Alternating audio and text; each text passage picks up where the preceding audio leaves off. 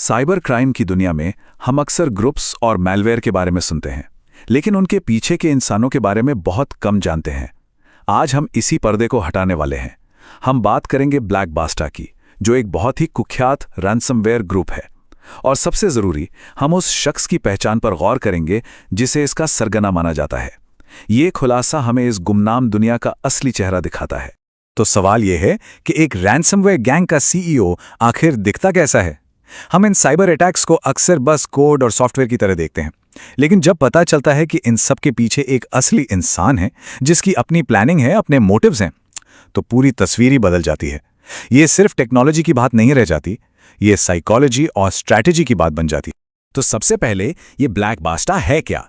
ये ग्रुप अप्रैल 2022 में सामने आया और देखते ही देखते साइबर क्राइम की दुनिया का एक बहुत बड़ा खिलाड़ी बन गया। ये कोई छोटे मोटे हैकर्स का ग्रुप नहीं था, बल्कि एक बेहद ऑर्गेनाइज्ड, एक प्रोफेशनल ऑपरेशन था। और इनका स्केल, वो तो चौंकाने वाला था। ब्लैक बास्टा ने दुनिया भर में 500 से ज्यादा कंपनियों को अपना निशाना बनाया। इसमें हॉस्पिटल से लेके बड़ी बड़ी कंपनियां तक शामिल थी। इससे पता चलता है कि उनकी पहुंच कितनी ग्लोबल थी और उनके हमलों का असर कितना विनाशकारी था। और यह सब क्यों हो रहा था? सीधी सी बात है, पैसा। एक अनुमान के मुताबिक इस क्रिमिनल ऑर्गेनाइजेशन ने क्रिप्टो करेंसी में $10 करोड़ से भी ज्यादा की अवैध कमाई की। सोचिए, यह रकम किसी अच्छी खासी कंपनी के प्रॉफिट को टक्कर दे सकती है, जो कि एक बहुत बड़ा मोटिवेशन है। लेकिन उनकी कामयाबी का राज सिर्फ हमलों की संख्या में नहीं था, बल्कि उनके काम करने के तरीके में था। वो एक कंपनी की तरह काम करते थे, एकदम एफिशिएंट।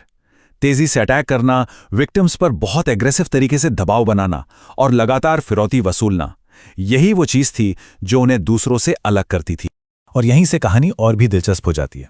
जब कोई ऑपरेशन इतना ऑर्गेनाइज्ड हो, तो सवाल उठता है कि भाई इसे चला कौन रहा है? तो अब हम आते हैं उस इंसान पर जिसे यूक्रेन और जर्मनी के अथॉरिटीज ने इस पूरे ऑपरेशन का मास्टरमाइंड माना है। ये है वो नाम, ओलेग येवगेयेविच नेफेदोव, एक 35 साल का रूसी नागरिक। और अचानक से एक गुमनाम खतरे का एक चेहरा, एक नाम और एक पहचान दुनिया के सामने आ गई। अपनी असली पहचान छिपाने के लिए नेफेदोव ने कई नकली नाम इस्तेमाल किए, जैसे ट्रंप और वॉशिंगटन। इससे पता चलता है कि जांच एजेंसियों को गुमनामी की कितनी परतें हटानी पड़ी होंगी। आज की तारीख में वो यूरोपियन यूनियन की मोस्ट वांटेड और इंटरपोल की रेड नोटिस लिस्ट में शामिल है। जर्मनी की फेडरल क्रिमिनल पुलिस का यह बयान उसकी भूमिका को बिल्कुल साफ कर देता है। वो सिर्फ एक टेक्निकल हैकर नहीं था, बल्कि एक सीईओ की तरह काम कर रहा था। मतलब स्ट्रैटेजी बनाना, टारगेट चुनना और पैसों का मैनेजमेंट करना। उसका काम पूरी तरह से स्ट्रेटेजिक था। चलिए अब जरा देखते हैं कि यह पूरा ऑपरेशन असल में काम कैसे करता था।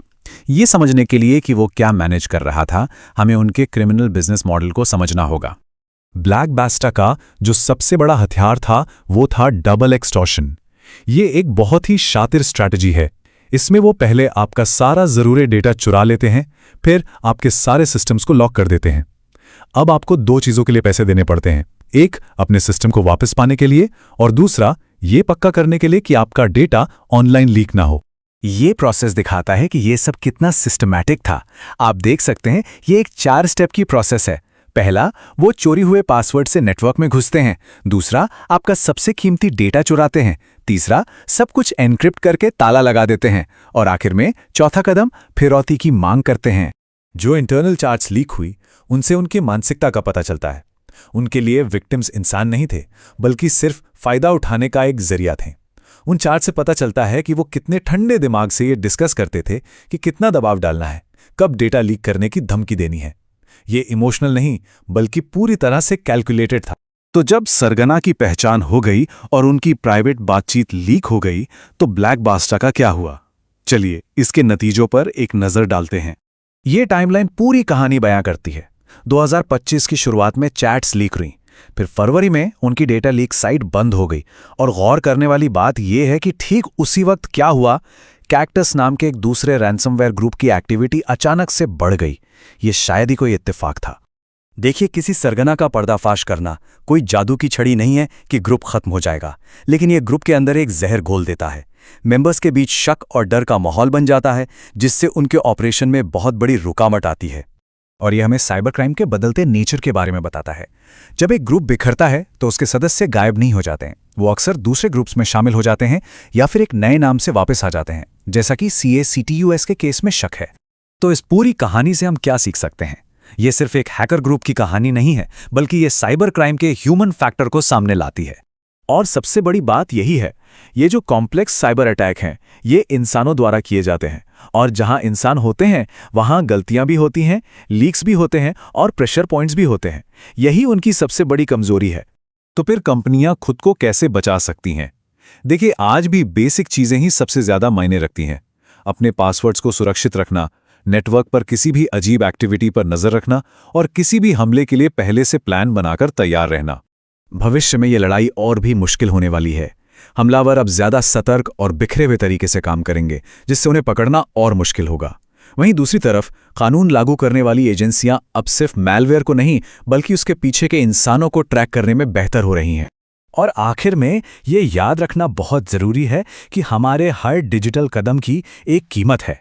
भले ही हम इसे ना समझें, लेकिन हमलावर इसे समझते हैं और वो इसका फायदा उठाने के लिए हमेशा तैयार बैठे हैं। ChatGPT, जो दुनिया का सबसे पॉपुलर AI टूल है, उसमें एक बहुत बड़ा बदलाव होने जा रहा है। एक ऐसा बदलाव जिसके बाद हमारे लिए ChatGPT का अनुभव शायद पहले जैसा नहीं रहेगा। तो चलिए समझते हैं कि ये पूरा मामला है क्या। सबसे पहले देखेंगे कि घोषणा क्या है, फिर ये विज्ञापन दिखेंगे कैसे, इसका असर किस किस पर पड़ेगा, कंपनी ये बदलाव अब क्यों ला रही है, और आखिर में इससे जुड़े वादे और सवाल क्या हैं। तो सबसे पहले बात करते हैं उस बड़ी खबर की। आखिर हुआ क्या है? OpenAI ने अपने बिजनेस मॉडल में एक बहुत बड़ा फेरबदल करने का ऐलान किया है। और वो फेरबदल ये है कि जी हाँ, ChatGPT पर अब विज्ञापन दिखाई देंगे, सीधा आपके चैट इंटरफेस में। ये एक ऐसी चीज़ है जो लाखों लोगों के लिए इस टूल को इस्तेमाल करने का तरीका हमेशा के लिए बदल सकती है। तो ये विज्ञापन दिखेंगे किसे? फिलहाल इसकी शुरुआत अमेरिका में एडल्ट यूजर्स से हो रही है, और ये उन लोगों को टारगेट करेगा जो फ्री या फिर सस्ते ChatGPT Go प्लान पर हैं। और हाँ, OpenAI ने ये साफ कर दिया है कि AI के जवाब और विज्ञापन मिक्स नहीं होंगे, वो एक दूसरे से अलग नीचे की तरफ ही दिखेंगे। ठीक है, तो विज्ञापन आएंगे, पर सवाल ये है कि ये असल में दिखेंगे कैसे? मतलब जब कोई ChatGPT इस्तेमाल कर रहा होगा तो ये विज्ञापन उसके एक्सपीरियंस को कैसे बदलेंगे? तो देखिए, ये जो विज्ञापन होंगे इन्हें कॉन्टेक्स्चुअल कहा जा रहा है। मतलब ये आपकी बातचीत के टॉपिक से जुड़े होंगे। जैसे मान लीजिए अगर आप छुट्टियों पर जाने की प्लानिंग कर रहे हैं तो हो सकता है आपको होटल बुकिंग का ऐड दिख जाए। अब यहाँ एक दिलचस्प बात है। OpenAI का कहना है कि विज्ञापनों पर कंट्रोल लोगों के हाथ में होगा। मतलब ये जानने का ऑप्शन होगा कि कोई खास ऐड क्यों दिख रहा है, और अगर वो पसंद नहीं है तो उसे पर्सनलाइज होने से रोका भी जा सकता है। तो क्या इसका मतलब ये है कि अब हर किसी को ChatGPT पर एड्स देखने पड़ेंगे? नहीं, ऐसा नहीं है। चलिए देखते हैं कि ये बदलाव असल में किन लोगों पर असर डालेगा और किन पर नहीं। यहाँ बात बिल्कुल सीधी है। अगर कोई फ्री टियर या फिर जो कम कीमत वाला Go प्लान है वो इस्तेमाल कर रहा है तो हाँ, उसे विज्ञापन दिखेंगे। लेकिन जो लोग प्लस, प्रो या बिजनेस जैसे प्रीमियम प्लान के पैसे दे रहे हैं, उनका एक्सपीरियंस पहले की तरह एड फ्री ही रहेगा। इसके अलावा OpenAI ने कुछ सेफगार्ड्स भी रखे हैं, जैसे कि 18 साल से कम उम्र के लोगों को विज्ञापन नहीं दिखाए जाएंगे, और हेल्थ या पॉलिटिक्स जैसे जो सेंसिटिव टॉपिक हैं उनके आसपास भी एड्स को ब्लॉक किया जाएगा। ये OpenAI के लिए एक बहुत बड़ा स्ट्रेटेजिक शिफ्ट है। तो सवाल ये है कि कंपनी अचानक ऐसा कर क्यों रही है, खासकर तब जब वो पहले इसके बिल्कुल खिलाफ थी। देखिए, ज्यादा पुरानी बात नहीं है। OpenAI के CEO सैम ऑल्टमैन ने खुद कहा था कि एडवर्टाइजिंग उनके लिए लास्ट रिजॉर्ट यानी आखिरी रास्ता है, और ये कि AI और एड्स का कॉम्बिनेशन कुछ ठीक नहीं लगता। लेकिन अब उनका नजरिया बदल गया है, और वजह AI को चलाने का भारी भरकम खर्चा, और ये सच्चाई कि बहुत सारे लोग AI इस्तेमाल तो करना चाहते हैं पर उसके लिए पैसे नहीं देना चाहते। तो कंपनी की तरफ से जो वजहें बताई जा रही हैं वो ये है। एक तो इससे AI चलाने का खर्चा निकलेगा, दूसरा जो लोग पैसे नहीं देना चाहते उनके लिए भी ये टूल उपलब्ध रहेगा, और तीसरा इससे छोटे बिजनेस को भी कम्पीट करने का मौका मिलेगा। चलिए अब आखिर में बात करते हैं वादों और कुछ अनसुलझे सवालों की। क्योंकि इस बदलाव के साथ ओपनएआई कुछ बड़े वादे तो कर रहा है, लेकिन ये एआई के भविष्य पर कुछ गंभीर सवाल भी खड़े करता है। भरोसा बनाने के लिए ओपनएआई ने 3 बड़े वादे किए हैं। पहला, लोगों का डेटा या उनकी बातचीत कभी भी एडवर्टाइजर्स को नहीं बेची जाएगी। दूसरा, विज्ञापन एआई के जवाबों पर कोई असर नहीं डालेंगे। और तीसरा, लोगों का अपने एड एक्सपीरियंस पर पूरा कंट्रोल रहेगा। और ये सब हमें एक बहुत बड़े सवाल पर लाकर छोड़ देता है। क्या कोई एआई, जो अब एक एडवर्टाइजिंग प्लेटफॉर्म भी है, अनबायस्ड यानी निष्पक्ष रह सकता है? ये सिर्फ चैट जीपीटी की बात नहीं है। ये फैसला शायद पूरे एआई इंडस्ट्री के भविष्य की दिशा तय कर सकता है। चलिए, आज एक ऐसी कहानी पर बात करते हैं जहां मदद के लिए बनाए गए टूल्स ही सबसे बड़ा खतरा बन जाते हैं। जरा सोचिए, एक ब्राउजर एक्सटेंशन जिस पर आपने भरोसा किया, वो असल में एक डिजिटल ट्रोजन हॉर्स हो। तो सवाल ये है कि क्या एक छोटा सा browser extension corporate data breach की वजह बन सकता है? सुनने में शायद अजीब लगे, पर यह कोई काल्पनिक सवाल नहीं है। सच तो ये है कि सिक्योरिटी रिसर्चर्स ने हाल ही में एक ऐसी ही कैंपेन का खुलासा किया है जो दुनिया के कुछ सबसे बड़े एंटरप्राइज प्लेटफॉर्म्स के यूजर्स को अपना निशाना बना रहा था। तो ये सब शुरू कैसे हुआ? ये कहानी शुरू होती है 5 क्रोम एक्सटेंशंस से। अब ये एक्सटेंशंस ऐसे बनाए गए थे कि देखने में लगे कि ये वर्कडे, नेटस्वीट और सक्सेस फैक्टर्स जैसे बड़े प्लेटफॉर्म्स के लिए बड़े काम के प्रोडक्टिविटी टूल हैं। ये देखिए, ये हैं वो 5 एक्सटेंशंस। अब इनके नाम पर जरा गौर कीजिए। Data by cloud, software access, कितने नॉर्मल और भरोसेमंद लगते हैं ना? और बस इसी धोखे में आकर हजारों लोगों ने इन्हें बिना कुछ सोचे समझे इंस्टॉल कर लिया। अच्छा, तो गूगल ने इनमें से ज्यादातर को क्रोम स्टोर से हटा तो दिया है, लेकिन इसका मतलब ये नहीं कि खतरा पूरी तरह से टल गया है। नहीं, ये एक्सटेंशंस आज भी थर्ड पार्टी डाउनलोड साइट्स पर पड़े हुए हैं, जहां से कोई भी इन्हें डाउनलोड करके फंस सकता है। तो चलिए अब जानते हैं कि असल में होता क्या है जैसे ही कोई इन एक्सटेंशंस को इंस्टॉल करता है। देखिए, असली हमला यहीं से शुरू होता है और इनका मकसद है आपकी डिजिटल चाबियों को चुराना। अब ये डिजिटल चाबियां हैं क्या? असल में ये एक्सटेंशन जिस चीज के पीछे पड़े हैं उसे कहते हैं सेशन कुकीज। आप इन्हें एक तरह का टेम्पररी डिजिटल पास समझ सकते हैं। मतलब एक बार लॉगिन करने के बाद यही कुकीज आपको लॉगिन बनाए रखती हैं, ताकि आपको हर पेज पर बार बार पासवर्ड न डालना पड़े। और इन कुकीज को चुराने का तरीका बहुत सीधा साधा लेकिन उतना ही खतरनाक है। पहला, यूजर उस खतरनाक एक्सटेंशन को इंस्टॉल करता है। फिर जैसे ही वो वर्कडे जैसे किसी प्लेटफॉर्म पर लॉगिन करता है, ये एक्सटेंशन चुपके से उसकी एक्टिव सेशन कुकी को कॉपी कर लेता है और बस आखिरी स्टेप में ये चोरी की हुई कुकी सीधे अटैकर के सर्वर पर भेज दी जाती है। और सुनिए, ये चोरी सिर्फ एक बार नहीं होती। नहीं, ये एक्सटेंशन एक जासूस की तरह हर 60 सेकंड में, जी हाँ, हर 1 मिनट में सेशन कुकीज को चुराकर अटैकर के कमांड एंड कंट्रोल सर्वर पर भेजता रहता है।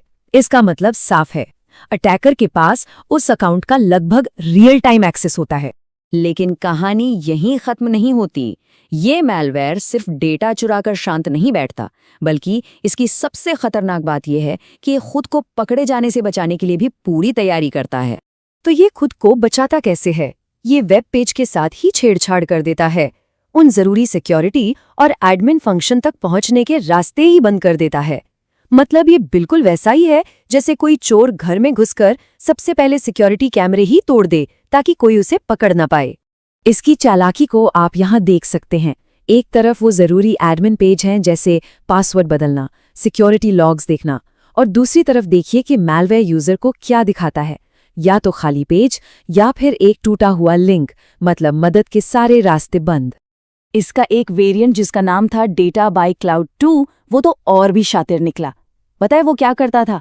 वो पूरे 56, जी हाँ 56 अलग अलग जरूरी सिक्योरिटी और एडमिन पेजों का रास्ता ही ब्लॉक कर देता था। जरा सोचकर देखिए, एक सिक्योरिटी एडमिन के हाथ पैर कैसे बंद जाते हों।